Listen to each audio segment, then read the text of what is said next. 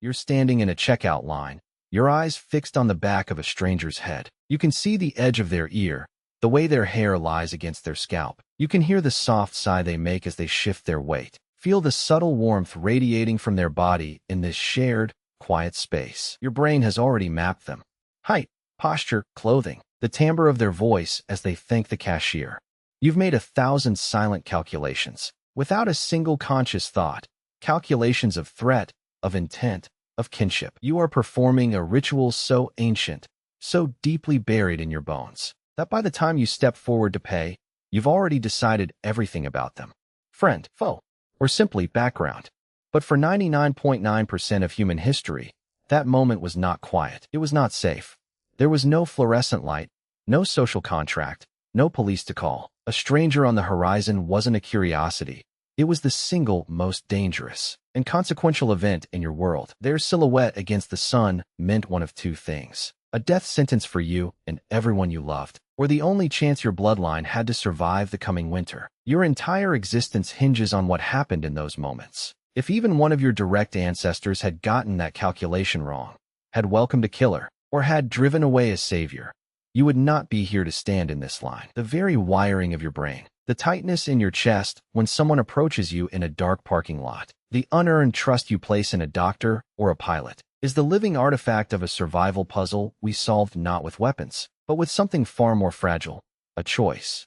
To understand it, you have to step into a world where every face you didn't recognize was a crisis. The wind cuts across the open grassland, carrying the smell of dust and distant rain. A woman is kneeling by a stream bed, her fingers working quickly, pressing a sharp stone. Flake against a piece of antler. She's shaping a spear point, her movements practiced, her eyes constantly flicking to the tree line. Her band is 25 people, her siblings, her children, a few cousins. They know every scar on each other's bodies, every tone of voice, every habit and sleep. They are the entirety of her universe. Beyond the hills they hunt, the world is populated by ghosts and monsters. Then, a child tending the fire lets out a sharp, stifled gasp.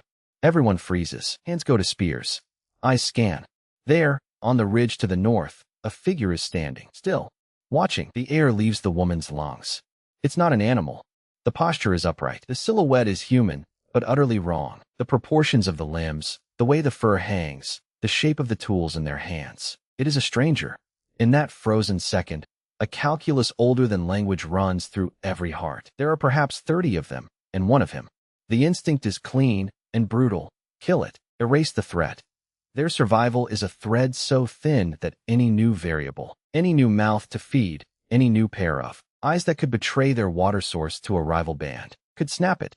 The men begin to move forward, spears lowering into throwing positions. But the woman's eyes catch something. The stranger is not advancing. He is holding his arms out slightly, palms open, and he is alone. Profoundly, vulnerably alone. To be alone in this world is a death sentence. It means his own people are gone, or he has been cast out. He is not a war party.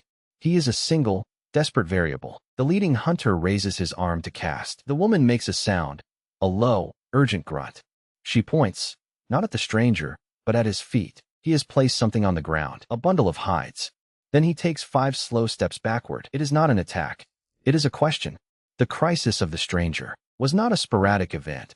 It was the constant background hum of existence. For over 200,000 years, we lived in tiny, isolated bands scattered across a vast and hungry landscape. Genetic evidence tells us these groups were often fewer than 30 individuals.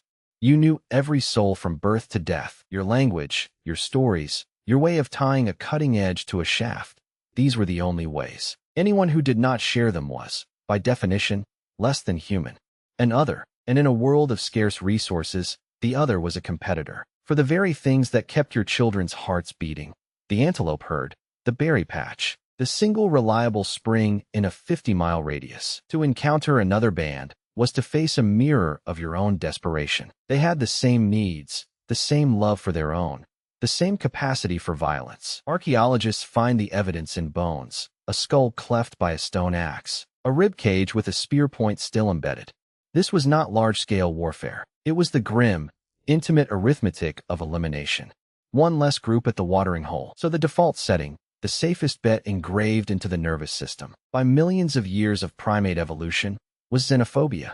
Distrust the unfamiliar. Fear the different. Attack before you are attacked.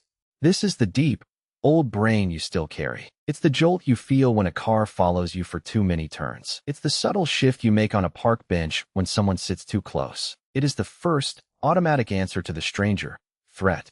And yet, if that had been the only answer, humanity would have vanished. Small, isolated groups are incredibly fragile. A bad hunt, a drought, a disease that sweeps through the camp, and an entire pocket of human knowledge, of unique genes, of a particular way to tan leather, or predict the rains, winks out forever. Inbreeding becomes a slow, silent poison. Ideas stagnate. The genetic bottle narrows. We would have gone the way of other hominins, living and dying in isolated pockets until the last light went out. We did not, because somehow, against every screaming instinct for self-preservation, we began to do the impossible. We began to let the stranger in. The first clues aren't in grand temples or cities. They're in the trash. At a site called Boxgrove in England, nearly 500,000 years ago, Homo heidelbergensis butchered giant prehistoric horses. The stone tools left behind tell a curious story. The way the flakes were struck, the specific angles of the cutting edges, they're consistent. This was a shared technique, a passed-down knowledge. But the raw stone, the flint itself, came from over 20 miles away. That's a 2-day walk across unknown terrain. Someone carried that stone or traded for it. Someone interacted with someone else across a distance that implies not just chance encounter, but a pathway, a connection. Fast forward to the world of Neanderthals. For decades, we pictured them as grunting, isolated brutes. But their genetics tell a different, quieter story. Analysis of DNA from a Neanderthal woman who lived in Siberia about 50,000 years ago shows something profound. The genetic diversity in her mitochondrial DNA, which is passed only from mother to child, is incredibly low, suggesting her immediate community was tiny and inbred. But her nuclear DNA, which comes from both parents, shows connections to Neanderthals living thousands of kilometers away in Western Europe. How? Individuals, likely young women, must have moved from group to distant group. They walked from one world into another, carrying their genes with them. This wasn't conquest. It was a deliberate, perilous exchange. A stranger was welcomed, not as a hostage, but as a partner. The risk was astronomical. You are bringing a living unknown into the very heart of your world. They could steal your food in the night. They could bring a sickness your bodies have never fought. They could be a spy, mapping your camp for a later raid. Every instinct, every lesson written in the blood of your ancestors, tells you to drive them away with sharp stones. Yet, you lower your spear. You step aside. You share the meat by the fire. You do it because the calculus of absolute isolation has a fatal flaw. While a stranger can be a vector of death, they can also be a vector of life. They carry new genes that can repair the slow decay of inbreeding. They carry knowledge you lack, a new method for trapping fish, a song that maps the stars differently, a secret for making glue from birch bark that will bind your spearhead for a lifetime. In a world where information is stored only in living memory, a stranger is a walking library. They are the only source of innovation you will ever encounter. But how? How do you bridge the gap between two groups who share no language, no history, only mutual terror? You cannot talk it out. You cannot draft a treaty. The first step across that deadly space could not be made with words. It had to be made with a gift. Back on the ridge, the hunters approached the bundle the stranger left. They prod it with a spear. Inside are not weapons, but 3 beautifully worked stone blades, finer than any they can make, and a string of drilled carnivore teeth. They are objects of immense value and time, objects that required skill, not threat. By placing them on the ground and retreating, the stranger has performed a devastatingly clever act. He has made himself vulnerable twice over, first by appearing, then by disarming himself of valuable goods. He has signaled, I am not here to take. I am here to give, and I trust you not to kill me while I do. This changes everything. The gift creates an obligation. A debt. In a world without currency, where your word means nothing to me, the physical object becomes the bond. If my band takes these blades, we are now in your debt. To simply kill you after accepting a gift would be a transgression not just against you, but against the very fabric of a potential relationship, a relationship that could now benefit us. It creates a pause, a space for the next gesture.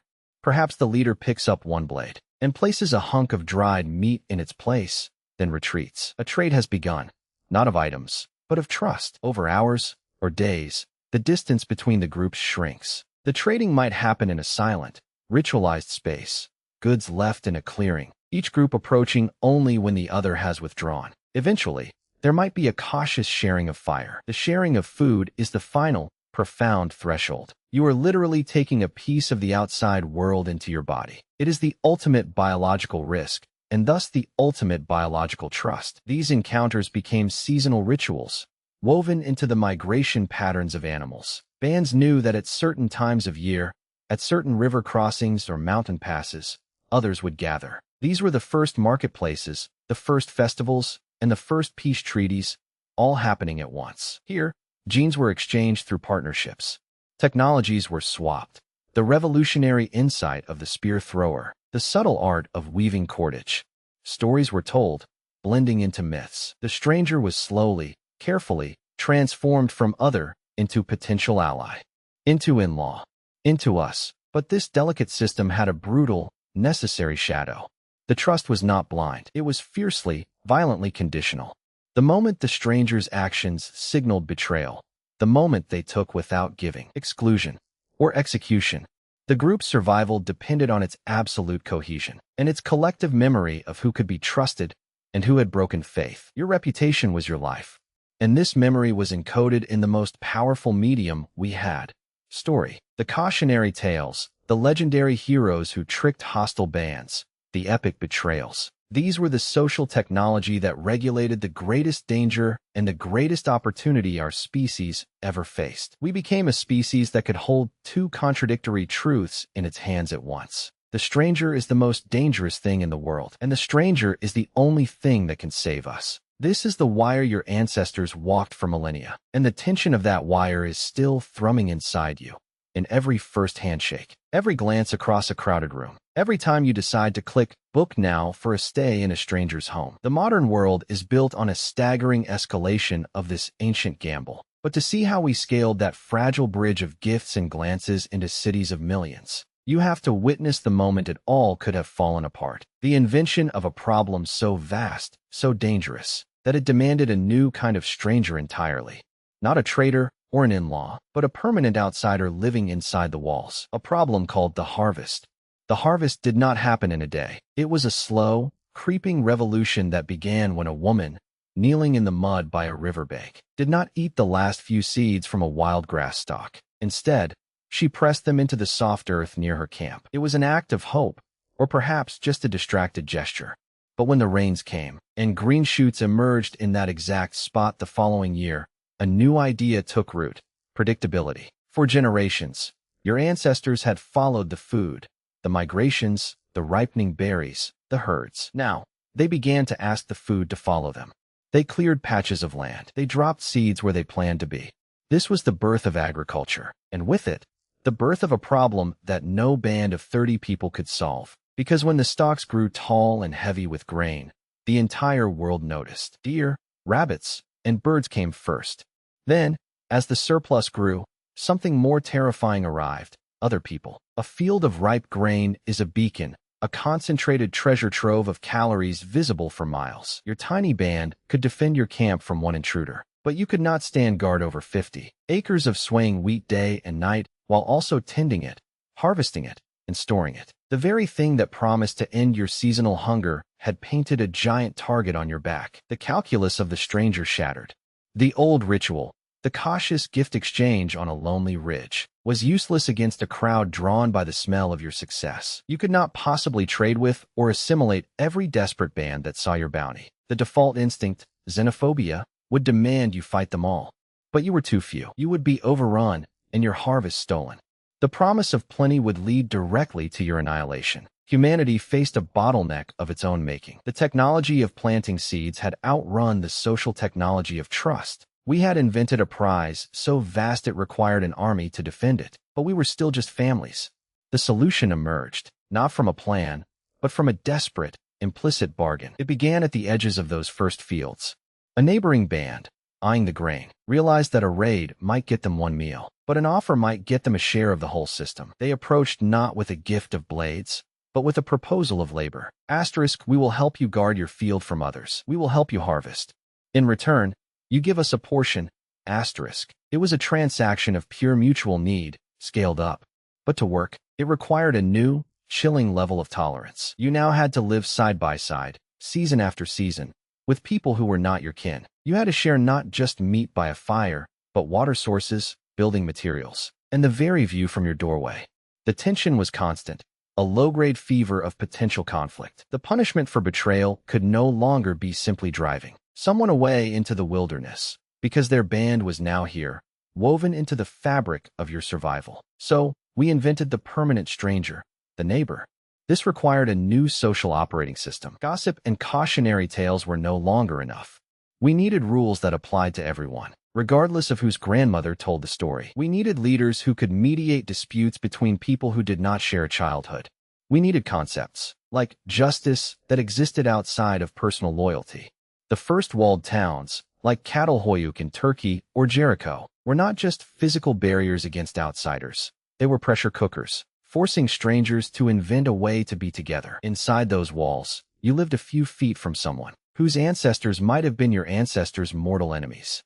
Your survival depended on your ability to not murder them over a disputed chicken.